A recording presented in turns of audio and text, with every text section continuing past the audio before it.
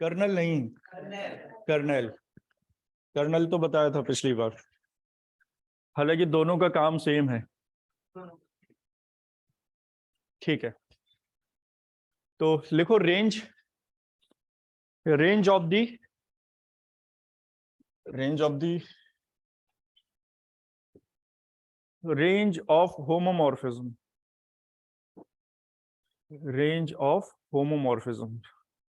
तो रेंज की जो डेफिनेशन है ना, वही जो एक्चुअल डेफिनेशन हमने रेंज की पढ़ी है वही लिखना है। बताओ क्या लिखोगे, क्या होता था रेंज? रेंज ऑफ होमोमॉर्फिज्म लिखेंगे कैसे? जैसे हमने कर्नेल लिखा था, सेम कर्नेल की तरह बताओ कैसे लिखना चाहिए, कैसे लिखें? Let G be a group, G dash be a group, operation भी हो गया, इसके बाद लेट के बाद बढ़ो आगे। F is a homomorphism from G into G dash, then रुक जाओ, ये बता रहे हैं, हाँ बोलो। x belongs to g such that, गलत। ये क्या बता रहे हो, रेंज बता रहे हो या कर्नेल? पहले ये बताओ।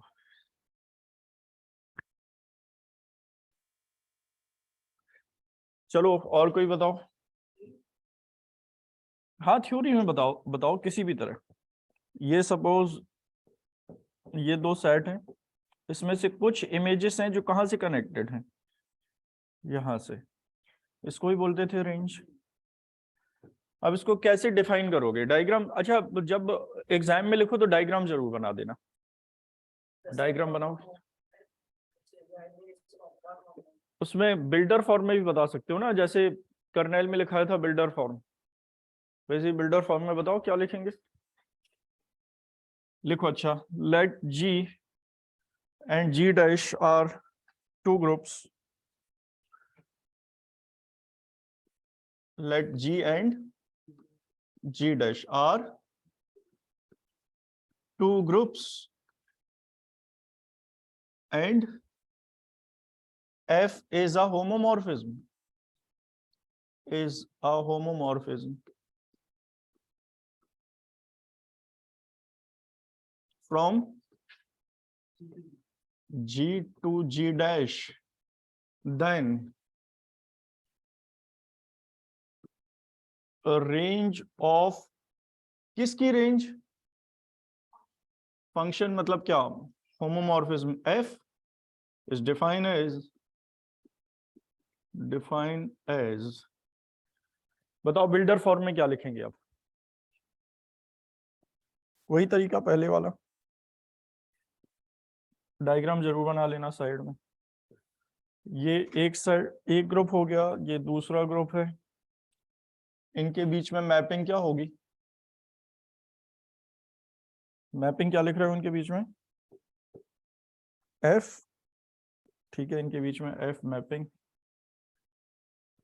ये G और ये G डैश। कुछ एलिमेंट्स ले लेते हैं, ये तुम लोग अपने हिसाब से फिल कर लेना, केवल समझने के लिए है कि कुछ एलिमेंट्स हैं, और यहाँ पर डोमेन में भी कुछ एलिमेंट्स हैं। बताओ क्या और ड्रॉ करें, कैसे समझेंगे हम, क्या करें? कुछ कनेक्ट कर लेते हैं यहाँ से, सपोज ये कनेक्टेड है, और सपोज इसकी भी इमेज ये है, हो सकता है ऐसा, ठीक है, और इसकी इमेज है ये, एक और ले लेते हैं, ये इसकी इमेज है। बताओ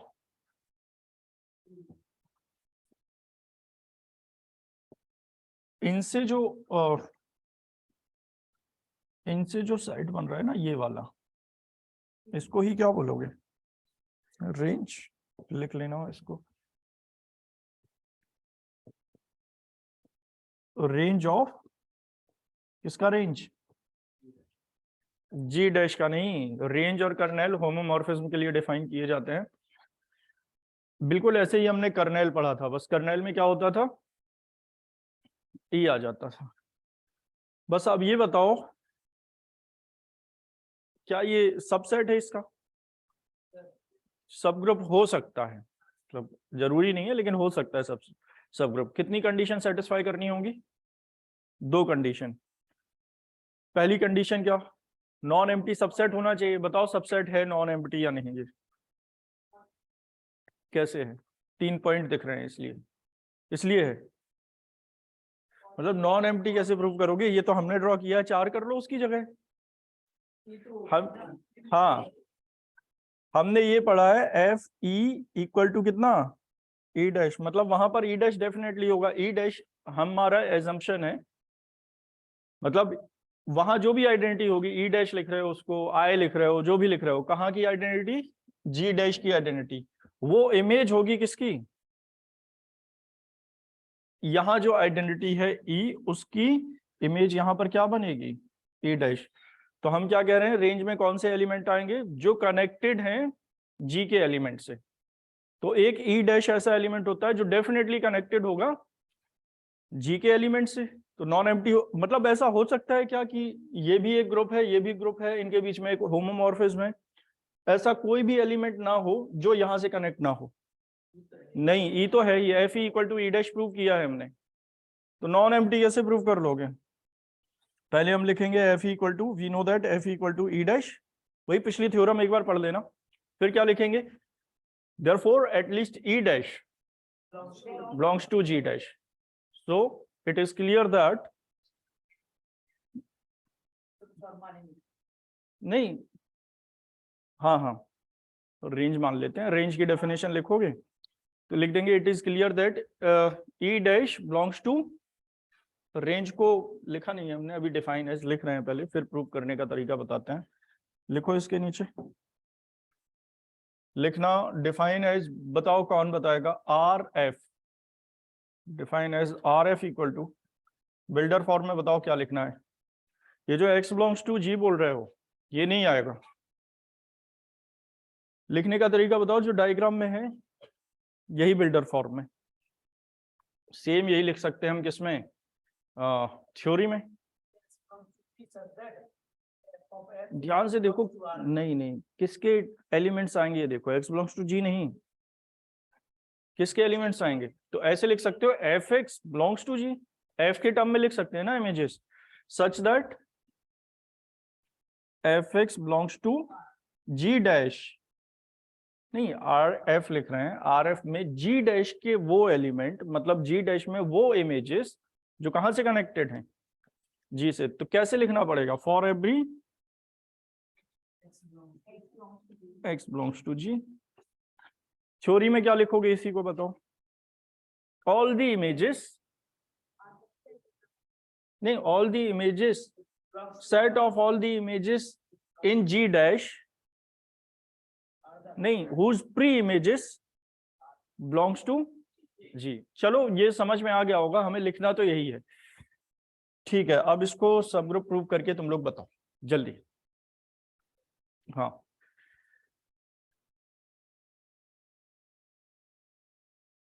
कैसे प्रूव करेंगे सब ग्रुप? एक बार पढ़ लो वो कर्नेल वाली थ्योरम तो आइडिया लग जाएगा किस तरह से थ्योरी लिखनी चाहिए हमें। सबसे पहले वही G G dash are two group, then by definition of range of T लिख लेंगे। ठीक है, इसके नीचे कर्नेल के नीचे और कुछ लिखा है था, it is also known as, इतना ही लिखा था शायद। हाँ, वेयर ये जरूर लिख लेना। नहीं, यहाँ तो ई है ही नहीं कहीं पे, यहाँ जरूरत नहीं है, सीधे प्रूव करो तुम लोग। लिखना प्रूव दैट, देखो एग्जाम में थ्योरी थोड़ी बदल के आ सकती है, तो चाहो तो बिल्कुल वैसा लिखाएं। क्या G and G dash are two groups and F is a homomorphism between them, then prove that range of homomorphism is, तो हम शॉर्ट में लिखा रहे हैं, समझ गए होगे, बाकी हम एज्यूम करेंगे जब प्रूव करेंगे। लिखो prove that range of homomorphism, prove that range of homomorphism is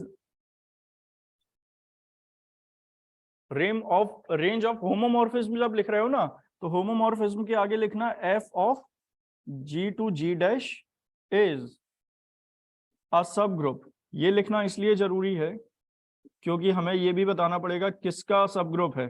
और बताओ जी या जी डैश? जी डैश। करो इसको, बताओ क्या कर सकते हैं। पिछली क्लास ली है ना सभी ने कर्नेल वाली? ललित बताओ क्या होता है कर्नेल?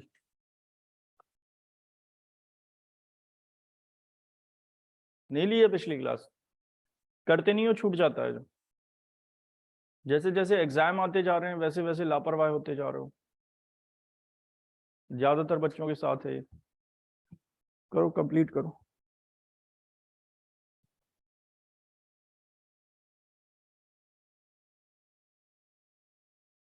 स्टार्टिंग तो समझ आ गया होगा सभी को क्या लिखना है। Let G and G dash are two groups and F is a homomorphism from G to G dash, then by definition of range of T. इतना तो लिखना ही पड़ेगा। डेफिनेशन से क्या डिसाइड करेंगे हम कि किस तरह के पॉइंट्स उसमें लेने हैं, क्योंकि बाद में पॉइंट्स भी लेने होंगे। करो और चेक करो, चाहो तो लिख देते हैं, अगर खुद से कर पाओगे तो ज्यादा अच्छा है। वैसे अगर थोड़ा थोड़ा सा अगर एफर्ट्स लगाओगे तो बड़ी आसानी से कर पाओगे।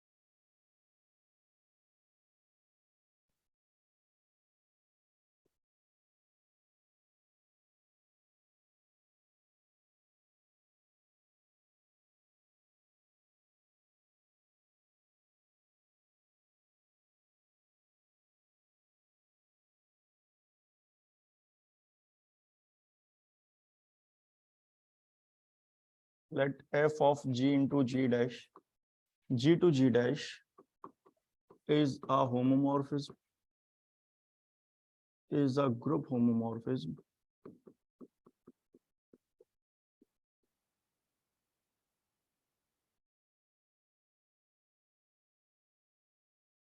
then क्या प्रूव करना है? किसको? and prove that range of f is a range of f is a, क्या प्रूव करने वाले हो? सब group is a subgroup of g dash। Proof लिखो।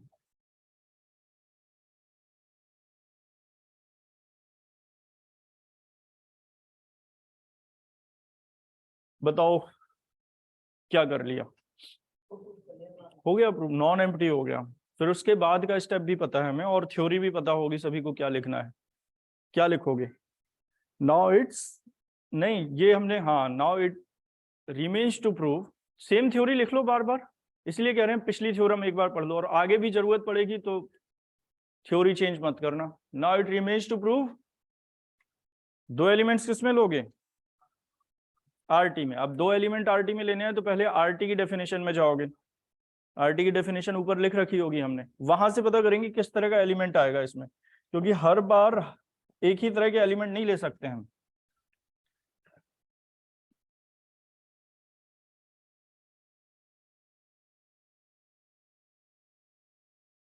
let g and g dash are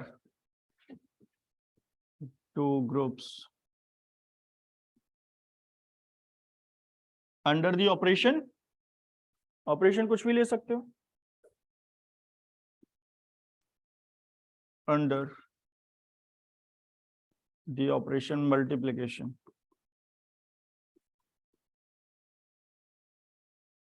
and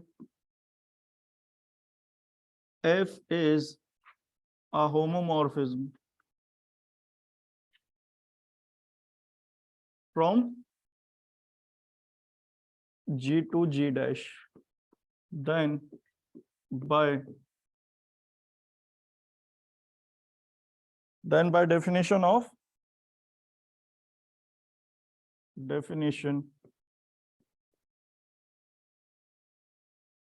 range of F, R F equal to, ये लिखना जरूरी है, F X belongs to G dash such that X belongs to G. ये तो सबको clear हो गया होगा, फर्स्ट स्टेप भी कर लिया होगा, सेकंड खुद से करके बताना है।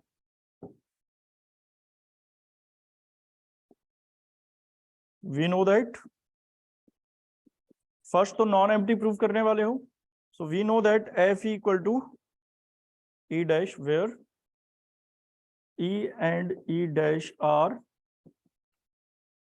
identities of G and G dash respectively। ये भी लिखा होगा सभी ने।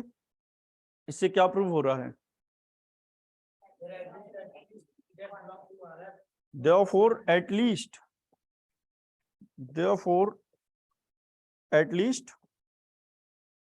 बोलो, एटलीस्ट क्या लिखना है?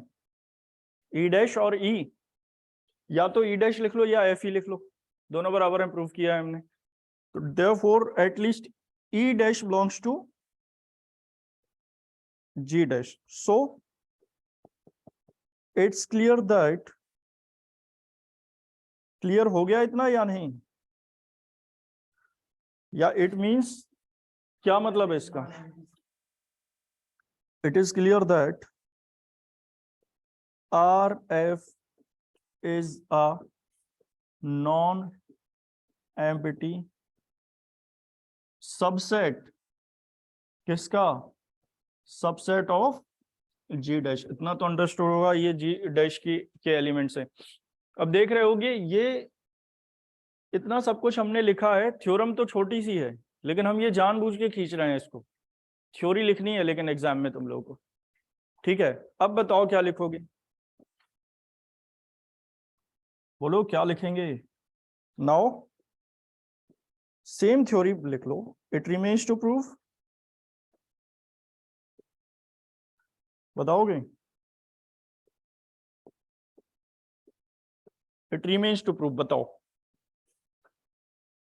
ये हटा दे रहे हैं, हाँ, for every F X F Y. हाँ, जब भी हमें कभी क्या प्रूव करना हो, नहीं सब ग्रुप प्रूव करना हो, तो जिसको सब ग्रुप प्रूव करना है पहले उसको क्या प्रूव करते हैं? Non empty. और जैसे ही नॉन एम्प्टी प्रूव हो जाए तो necessary and sufficient condition prove कर दो सब ग्रुप की। और वो क्या है? कितने एलिमेंट्स लेने पड़ेंगे? Now it remains to prove for every F X comma F Y belongs to R. अब इसमें सबसे बड़ा कंफ्यूजन यही होता है, जब जो लोग अटक गए होंगे वो यहाँ पर element X Y belongs to मान रहे होंगे हर बार की तरह, जबकि देखो ये डेफिनेशन हमने इसीलिए लिख ली है, डेफिनेशन आर में लेना है ना, तो आर में इस तरह के फंक्शन आएंगे, आर में इमेजेस आएंगी ना, मतलब फंक्शन आएंगे। तो दो एलिमेंट ये लेंगे और प्रूव क्या करेंगे हम? एफ एक्स और एफ वाई का होल इनवर्स या ओनली वाई का inverse belongs to R F. अब ये करके बताओ, किसी ने किया हो तो बताओ, बहुत आसानी से। किसकी डेफिनेशन यूज करोगे? होमोमॉर्फिज्म की डेफिनेशन, ठीक है, बीच में यूज होगी, लेकिन करना क्या है? कोई भी एलिमेंट आर में आएगा उसके लिए डेफिनेशन पता होना चाहिए हमें। जैसे कर्नेल में क्या किया था हमने, जो एलिमेंट प्रूव करना था कर्नेल में है उसकी इमेज क्या प्रूव कर दी थी? ई डैश। मतलब कोई भी एलिमेंट की इमेज अगर ई डैश हो जाएगी तो वो क्या हो जाएगा? किसी भी एलिमेंट की इमेज अगर ई डैश बन जाएगी तो वो एलिमेंट कर्नेल में आ जाता था, यही था। यहां पर भी डेफिनेशन देखो, कुछ तो आइडिया मिल रहा होगा कि कैसे, अगर हम किसी तरह ये प्रूव कर दें, जो भी हम एलिमेंट की इमेज फाइंड करना चाहते हैं, जैसे हमें प्रूव करना है एफ, ये बताओ ये आर में आएगा, आर एफ में, कैसे प्रूव कर सकते हो? डेफिनेशन देखो ध्यान से, अगर ये एलिमेंट कहां से है, मतलब जी के एलिमेंट की इमेज होनी चाहिए वो, तो हमें प्रूव करना पड़ेगा कि ये किसको बिलोंग करता है जी। अब ये डायग्राम डेफिनेशन सब लिखी हुई है, तुम लोग बताओ आइडिया। तुम लोग के पास केवल 2 मिनट है, क्योंकि अगर समझ में आना है तो 2 मिनट में समझ में आ जाएगा, जल्दी।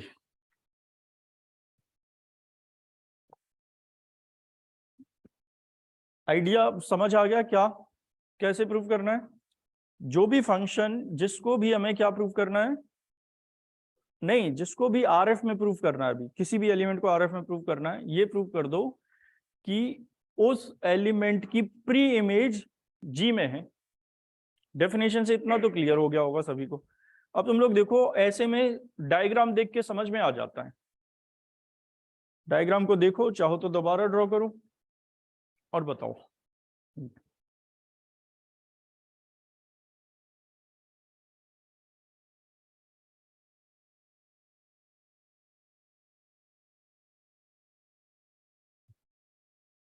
ललित,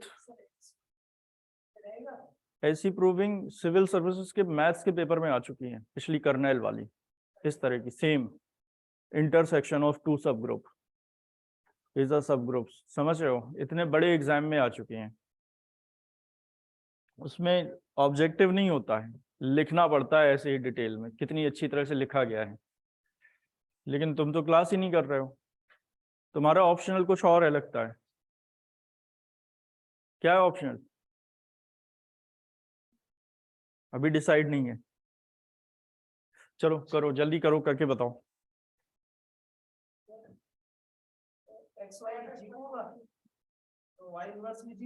ठीक है, पहले मतलब इसको चेंज कर लिया तुमने होमोमॉर्फिज्म की डेफिनेशन से, एक ही फंक्शन में। ठीक है, मतलब क्या लिखा? इसको प्रूव करना है ना, इसकी बात करनी है हमें।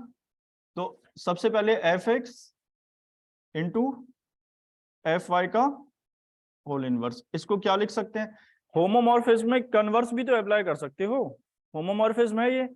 लेकिन कन्वर्स ऐसे कर सकते हैं जब दोनों एफ हो, अभी ये एफ इनवर्स है, अंदर लिख सकते हैं इसमें एफ एक्स। और ये देख रहे हो इसमें कितना जरूरी है कि सब कुछ सिस्टम से होना चाहिए। पहले ये प्रूविंग हमने पढ़ी होनी चाहिए। कौन सी प्रूविंग? एफ एक्स का होल इनवर्स इक्वल टू, पढ़ा है? सिंस, बोलो क्या पढ़ा है? F X whole inverse equal to F X inverse for every,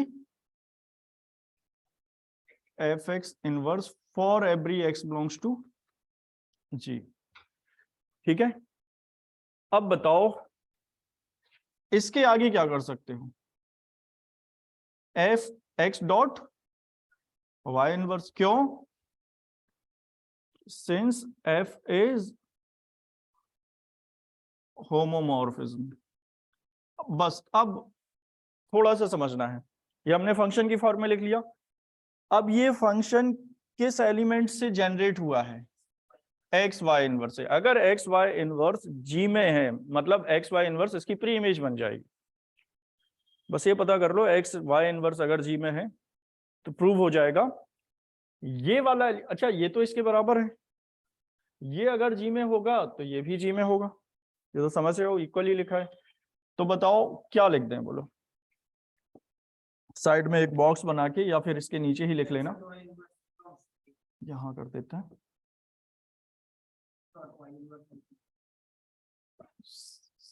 since x comma, कहां से आया X Y inverse belongs to G? नहीं, ऐसे नहीं लिखते हैं, इतना आसान नहीं होता है जैसे तुम लोग डायरेक्ट लिख लोगे। पहले एक्स पता तो हो, जैसे ये भी डाउट होगा ये कहां से आया, तो ये तो एज्यूम करना पड़ता है, किसी को भी सब ग्रुप प्रूव करना हो तो उसमें दो एलिमेंट, सपोज एक एलिमेंट फर्स्ट है और सेकंड, ये पहले मानना पड़ेगा जिसको सब ग्रुप प्रूव करना है। अगर इसको सब ग्रुप प्रूव करना है ये एज्यूम करना पड़ता है, और हमें प्रूव क्या करना होता है?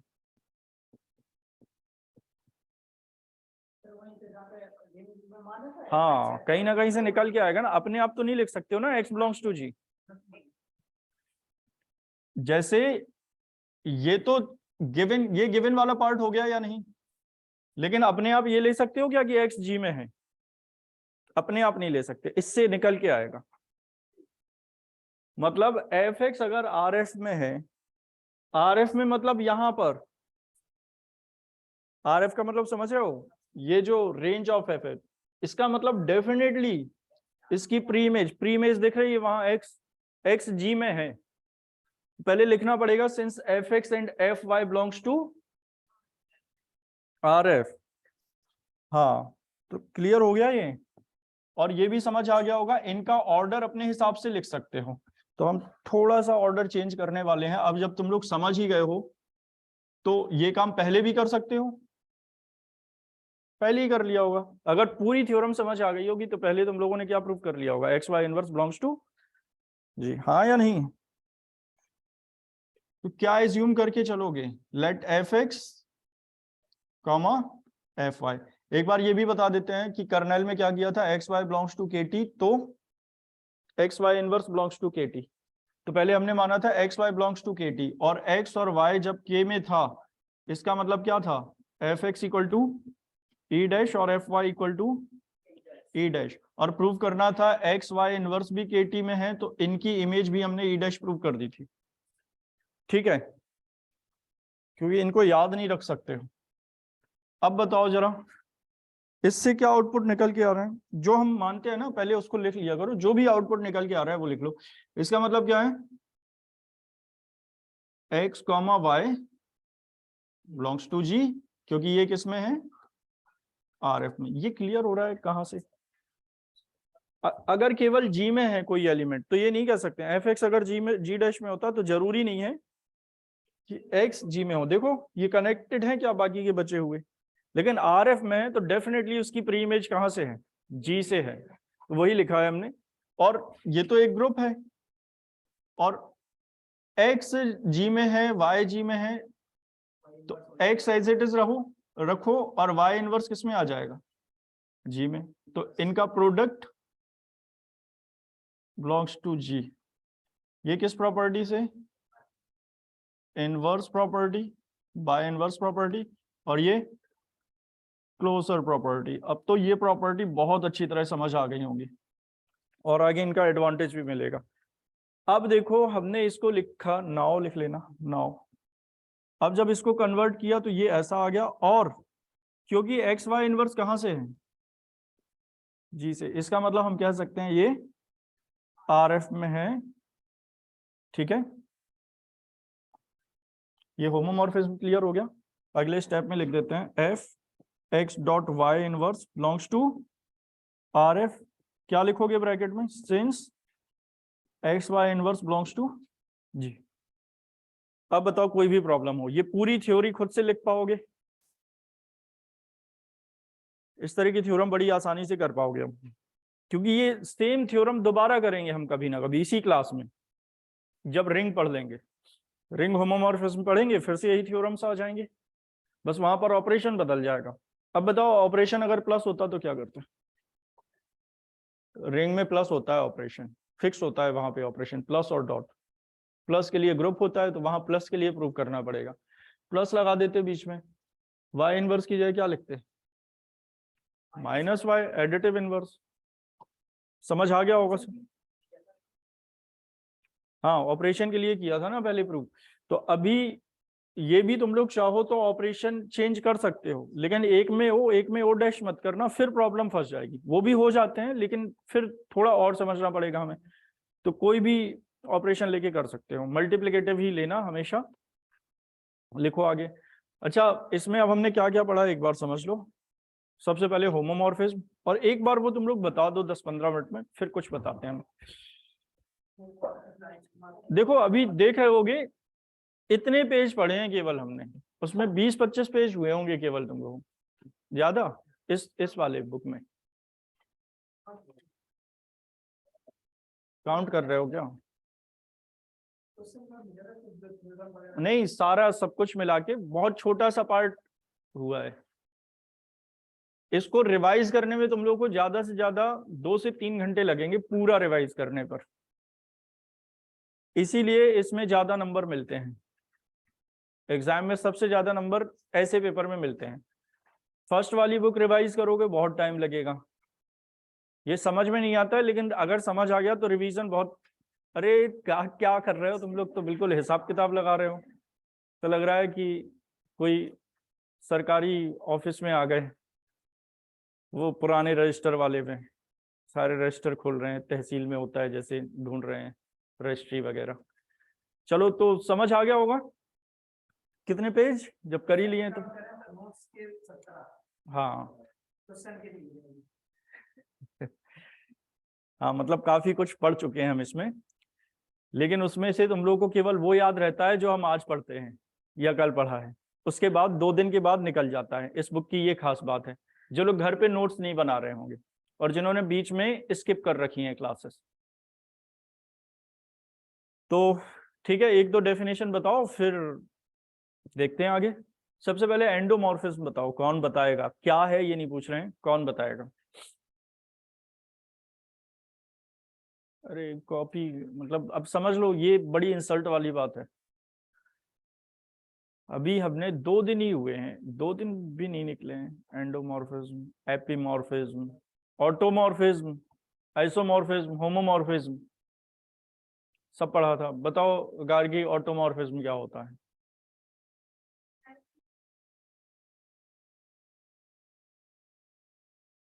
ठीक है, एंडोमॉर्फिज्म कौन बता रहा है?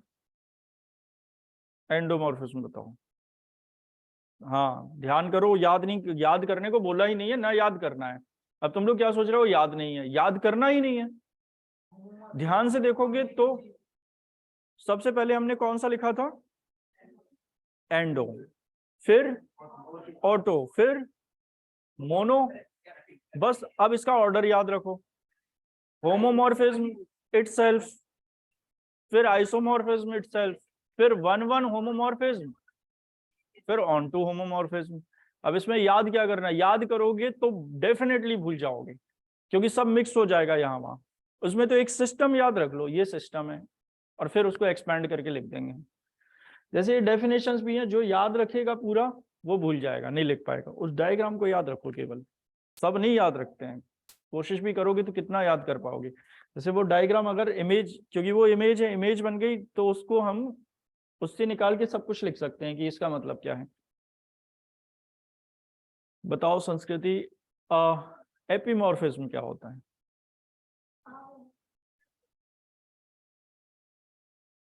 ऑन टू होमोमॉर्फिज्म, ठीक है। परम्यूटेशन पढ़ा है हमने, 12th में पढ़ा होगा ना। वो परम्यूटेशन अलग था, यहाँ परम्यूटेशन एक फंक्शन है, वहां वो एनपीआर और परम्यूटेशन कॉम्बिनेशन वाला नहीं। यहाँ भी परम्यूटेशन है, एक 1-to-1 मैपिंग। मतलब जिनको मैपिंग समझ आ गई है तो उन्हें परम्यूटेशन बहुत आसानी से समझ में आएगा। अब एक बात का केवल दिमाग में रखो, एक बात अच्छी तरह, ये सारी चीजें ऐसा ना हो कि जब हम रिंग पढ़ने वाले हैं तो फिर सब कुछ ब्लैंक आउट है, फिर सब शुरू से पढ़ाना पड़ रहा है। रिंग में तो हम ये बता देंगे रिंग में ऑपरेशन क्या चेंज करना है, सेट क्या चेंज करना है, फिर खुद से लिखना पड़ेगा। नेसेसरी एंड सफिशिएंट कंडीशन सब रिंग के लिए भी यही आ जाएंगी वापस से। वैसे साथ में कराते थे, इस बार साथ में नहीं करा रहे हैं। मतलब ग्रुप ग्रुप के साथ में ही रिंग लिख सकते हैं, रिंग बताया भी था शायद पहले दिन। ठीक है, तो देखो परम्यूटेशन क्या होता है ये बता देता है तुम लोग। फंक्शन समझ आ गया सभी को? 1-1 मैपिंग बताई थी कभी? डेफिनेशन अभी केवल समझा दे रहे हैं, लिखाएंगे फिर अच्छी तरह कल, क्योंकि इतनी जल्दी केवल डेफिनेशन ही लिख पाओगे केवल। ये एक बड़ा टॉपिक है जो हम पढ़ने वाले हैं, इसके लिए मैपिंग्स पता होनी चाहिए। सपोज ये एक सेट एस है, सेट जरूरी नहीं है ग्रुप हो, पहले तो ये दिमाग से निकाल देना, परम्यूटेशन जरूरी नहीं है, ग्रुप के लिए पढ़ रहे हैं हम। ठीक है, ये भी सेम सेट है एस। अब यहां पर कुछ एलिमेंट से तो उसकी सेम इमेज बनेगी। एस से एस का मतलब समझ रहे हो क्या? 1 1 ऑन 2 हो जाएगा। अरे सेम एलिमेंट इसमें है, सेम एलिमेंट उसमें है, डिपेंड करेगा फंक्शन पर। तो ऐसा फंक्शन हो सकता है 1 1 ऑन 2। तो जो एलिमेंट इसमें है वही एलिमेंट इसमें आ जाए, एक की क्या हो, एक ही इमेज हो। और ये देखो जरा, इनको हम कलर चेंज कर देते हैं। ये सपोज ये एलिमेंट किसके हैं? एस। इसको पढ़ोगे डोमेन एस और उसको को डोमेन एस। ठीक है, तो ये सेट है, जरूरी नहीं है ये क्या हो, ग्रुप। इसलिए जी मत लिखना गलती से, फिर ग्रुप की प्रॉपर्टी अप्लाई कर सकते हो इनमें, जो कि होंगी नहीं। और सपोज हम एक एलिमेंट और ले लें, ये है कोडोमेन के, तो ये ऑन टू है क्या? जल्दी जल्दी बोलो। 1 1 है, ठीक है। अब बताओ, तो एक मैपिंग एस से उसी सेट पर जो कि क्या हो, 1 1 1 1 ऑन टू, तो इसको कहते हैं परम्यूटेशन। अब परम्यूटेशन वहां अलग था, मतलब इसका मतलब ही नहीं है उससे, कोई नाम सेम है केवल, समझ रहे हो? जैसे होम आइसोमॉर्फिज्म पढ़ा तुम लोगों ने, केमिस्ट्री में क्या पढ़ा था?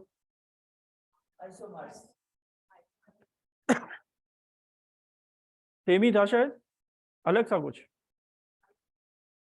अरे केमिस्ट्री तो है ना तुम लोग के सिलेबस में, लोग ऐसे बात कर रहे हो जैसे मतलब केवल मैथ्स के स्टूडेंट हो, पोस्ट ग्रेजुएशन कर रहे हो, केवल एक ही सब्जेक्ट होता है सर, बहुत पहले पढ़ा था केमिस्ट्री। केमिस्ट्री रिसेंटली पढ़ रहे हो तुम लोग, और शायद इस सेमेस्टर में या पहले पढ़ा होगा। बीएससी में ही पढ़ा है कि 12th में पढ़ा है? बीएससी में ही पढ़ा है ना, इसी सेमेस्टर में है। फिर लोग इस तरह से बात कर रहे हो जैसे पोस्ट ग्रेजुएशन में एक सब्जेक्ट है मैथ्स है, कुछ अलग से पूछ लिया। पता नहीं हो, ये तो पता होना चाहिए कि हाँ ये है सिलेबस में, ये पढ़ा है हमने। लोग मैथ्स में ये हाल है तुम लोग का, दूसरे सब्जेक्ट्स में क्या होगा कभी कभी तो ये सोच के ही। अरे इतने खुश मत हो, सारी खुशियां खत्म हो जाएंगी अभी एग्जाम के बाद। जो लोग ऐसे हंस रहे हैं ना अभी समझ आ जाएगा। पहले की तरह, फिर से बता दे रहे, पहले की तरह एग्जाम नहीं होने वाला है इस बार। अब पहली बार तुम लोग फंसोगे कोविड के बाद, जो नहीं पढ़ रहे हैं। फर्स्ट सेमेस्टर में हुआ था, लेकिन फर्स्ट सेमेस्टर में कुछ रिलैक्सेशन इसलिए दे दिया गया था। क्या फेल? वही तो कह रहे हैं, रिलैक्सेशन के बाद बहुत फेल हुए थे। रिलैक्सेशन का मतलब ये है, ऐसे नहीं फ्री वाला नहीं, रिलैक्सेशन का मतलब ये है आसान पैटर्न दिया था तुम लोग, आसान एग्जाम दिया था, वो आसान पेपर आया था बहुत। अब नहीं होगा पहले की तरह, ये कह रहे हैं रिलैक्सेशन। उसमें भी कितने लोग बैक पेपर या फेल ही कर रहे हो तुम लोग तो। हाँ चलो, तो बताओ परम्यूटेशन क्या होगा? एक मैपिंग, अ 1 1 मैपिंग फ्रॉम, ठीक है। अब ये समझो, अगर हम ये ब्रैकेट तुम लोगों ने पढ़ा होगा, ये ब्रैकेट किसका होता है? Matrix square bracket. ये क्या होता है? डिटर्मिनेंट। ये भी क्या होता है? सर्कल। कुछ बोला तो शायद सर्कल, कुछ बोला किसी ने। ये ब्रैकेट भी मैट्रिक्स का होता था, ठीक है। लेकिन अभी ये ब्रैकेट हम परम्यूटेशन में यूज करेंगे। सपोज ये A1 A1 A2 A3 A4 और भी समझ लो AN तक हैं, इनकी कुछ तो इमेज होंगी। अब ऐसा जरूरी तो नहीं है कि जैसे तुम लोग ये कह रहे हो कि फंक्शन पर डिपेंड करता है 1 1 ऑन 2, और ये फंक्शन जरूरी है क्या f(x = x) ही हो? ऐसा जरूरी तो नहीं है ना। मतलब ये हो सकता है कि इसकी इमेज पहले वाली की इमेज दूसरी है, और इसकी इमेज ये है, इसकी इमेज हो सकता है ना, सेट वही बन रहा है सेम, क्यों नहीं हो सकता है? 1/x भी कर सकते हो, 1/x रेशनल नंबर के लिए, ये भी रेशनल नंबर का सेट, वो भी रेशनल नंबर का सेट, रेशनल वही आएंगे। मतलब ये तो एक एग्जाम्पल है समझने के लिए। तो सपोज ये B1 है, ये B2, ये B3, बी एन, ये है परम्यूटेशन को ऐसे रिप्रेजेंट किया जाएगा। और ये समझो कि A1 की इमेज बताओ क्या है इसमें, B1, और B1 इनमें से ही कोई है, बताओ क्यों? क्योंकि वो भी एस है। अगर ये परम्यूटेशन है तो ये क्या कर रहे हैं, अच्छा ये अच्छी तरह बता देते हैं, ये जो लिखा है ये है डोमेन, लिखने का तरीका यही होता है, ये पूरा क्या है और ये पूरा क्या है, कोडोमेन, बस ये लिखने का तरीका है। और 1 1 ऑन 2 है, अगर लिखा है ये परम्यूटेशन है मतलब डेफिनेटली 1 1 ऑन 2 है, मतलब दोनों में बराबर एलिमेंट हैं और हर एक की एक ही इमेज है। और A1 की इमेज है B1, अगर ये वाला सेट S है तो ये भी S है। तो इतना समझ गए होगे, A1 की इमेज B1 है तो या तो A1 B1 ही है, मतलब या B1 A1 ही है या B1 इन्हीं में से कोई एक है, बस उसका फेज चेंज है। समझ है, इन्हीं में से या तो B1 A2 हो सकता है या A3 हो सकता है, A4, बस यही परम्यूटेशन है।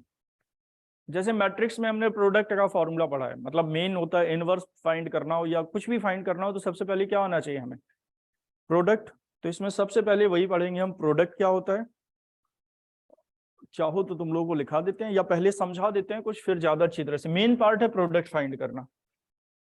प्रोडक्ट में क्या करेंगे, सपोज ये एक एग्जाम्पल ही लिख लेते हैं, 1 2 3 4, बताओ नीचे क्या क्या लिख सकते हैं एक परम्यूटेशन होने के लिए। इसको परम्यूटेशन है क्या, एक फंक्शन, बताओ क्या लिख सकते हैं, 1 2 3 4 ही लिखोगे? अरे थोड़ा तो दिमाग लगा लो, 1 2 3 4 भी सही है, लेकिन F X equal to X तो हर कोई लिख लेगा, क्या ये नहीं लिख सकते हैं 3 4 2 1? किसी से भी हो वो हमें मतलब नहीं है, कुछ ना कुछ तो फंक्शन एग्जिस्ट होगा, ऐसा नहीं है। मतलब अगर हम ये अपनी तरफ से सोच लें कि ऐसा नहीं हो सकता है तो ऐसा नहीं है, कुछ ना कुछ तो एग्जिस्ट होगा उसमें। अगर ये दिया है परम्यूटेशन तो हम उसमें कुछ नहीं कर सकते हैं चेंज। अगर परम्यूटेशन दिया है तो हम ये कह सकते हैं there exist a function which is 1 1 and on 2, there exist a function from S to itself, या ऑन एस लिख सकते हो। ऑन एस का मतलब एस से एस पर ही होता है, ये लैंग्वेज लिखने का तरीका होता है। तो एक और अगर हम लिख लें जी, इसी का लिख लेते हैं, बताओ एक और बताओ इसी के लिए।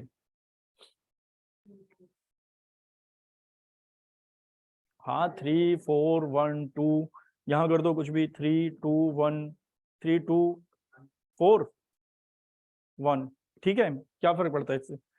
अब इनका अगर प्रोडक्ट करना है, मेन काम है ये प्रोडक्ट, हालांकि इसको बहुत डिटेल में लिखेंगे हम जब एग्जाम्पल लिखेंगे, लेकिन अभी कर लोगे तो कल ज्यादा आसानी से कर पाएंगे, कि इतना टाइम लिखाने का है नहीं, इसमें टाइम लगता है लिखाने में। सबसे पहले तो आइडेंटिटी परम्यूटेशन देखो, परम्यूटेशन में क्या कर सकते हैं, 1 की इमेज 3 है तो 1 कहीं भी लिख दो वो बराबर ही होंगे, इक्वल परम्यूटेशन लिख रहे हैं। जैसे f इक्वल टू, अगर हम सबसे पहले 3 लिखना चाहें तो 3 के साथ 2 भी आ जाएगा, समझ पा रहे हो। या फिर इसमें इसमें अगर सबसे पहले हम क्या लिखना चाहें, 1, यही बता देते हैं। बताओ सबसे पहले अगर 1 लिखना चाहें तो क्या लिखेंगे, इसमें सबसे पहले 1 लिखना चाहें तो 1 के नीचे क्या आ जाएगा, 4। फिर 2 लिखना चाहें तो 2 के नीचे 1, ठीक है। 3 लिखना चाहें तो 3 ही रहेगा और 4 के नीचे 2 आएगा। ये क्लियर हो गया। अब अगर f और g का मल्टीप्लाई करना है हमें, f डॉट g, तो ये तो पूरा एज इट इज लिखेंगे, कोई एक एज इट इज लिख लेते हैं। तो पहले वाला सपोज हमने ये ऐसे ही लिख लिया। अब एक बहुत छोटा सा काम है, पहले क्या करनी पड़ेगी, इमेजेस सेम करनी पड़ेंगी, लेकिन ये हमने लिख के बताया केवल, तुम लोग को क्या करना है, ये वाली लाइन और ये वाली लाइन सेम करनी है। अब दोबारा से करके बताओ। तो सबसे पहले क्या लिखना है हमें, 3 किससे, इससे ना, पहले की तरह ऑर्डर तो नहीं है, नहीं है, चलो ठीक है। 3 इसमें हो गया 3 4, लेकिन इससे क्या फर्क पड़ता है, तो सबसे पहले 3 ही लिखोगे। अब जब 3 लिखोगे तो 3 ही रहेगा, फिर क्या लिखोगे, 4 के साथ 2 ही आएगा, फिर लेकिन क्या लिखना है, 2, तो 2 के साथ इस 1, और लास्ट में, अरे लास्ट में 1 लिखेंगे, 1 की इमेज 4, फिर क्या करते हैं, ये वाला हटा देते हैं, तो बचा हुआ क्या हो गया, 1 2 3 4 3 2 1 4, ये इनका प्रोडक्ट आ गया। जिन्हें प्रोडक्ट आता है वो आइडेंटिटी, इनवर्स सब कुछ पढ़ लेंगे। अब हम ग्रुप पढ़ेंगे, लेकिन ग्रुप परम्यूटेशन का सेट, मतलब परम्यूटेशन कुछ फंक्शंस हैं, उनका सेट ग्रुप बन सकता है, लेकिन यहां पर एस जरूरी नहीं है ग्रुप हो। समझ गए, कल करेंगे इसको। इसके लिए सब कुछ ये मैपिंग पढ़ के आना, होमोमॉर्फिज्म, आइसोमॉर्फिज्म और मैक्सिमा मिनिमा के क्वेश्चन अब तो हो गए होंगे। कल वो डिटर्मिनेंट वाला बता दिया था, जो सारे कर लिए, उन्हें कर लो, क्योंकि अगली बार तुम लोग को बुलाएंगे तो अगली बार पहले आधे घंटे में इसके डाउट्स लेंगे, 2 वेरिएबल और 3 वेरिएबल के भी। और देख रहे होगे तुम लोग के डाउट्स बहुत कम हो गए होंगे अब, जैसे जैसे आगे बढ़ रहे हैं तो डाउट्स कम होते जा रहे हैं अपने आप। पहले आधे घंटे में डाउट्स लेंगे, फिर टेलर्स थ्योरम पढ़ेंगे फंक्शन ऑफ 2 वेरिएबल के लिए, और उसके बाद शायद फिर कभी नहीं आना पड़े तुम लोग को संडे को। कभी नहीं का मतलब इस सेमेस्टर में बचे ही 4 संडे हैं। ठीक है, जा सकते हो। और जिनकी फीस सबमिट नहीं है वो चाहें तो कर दें।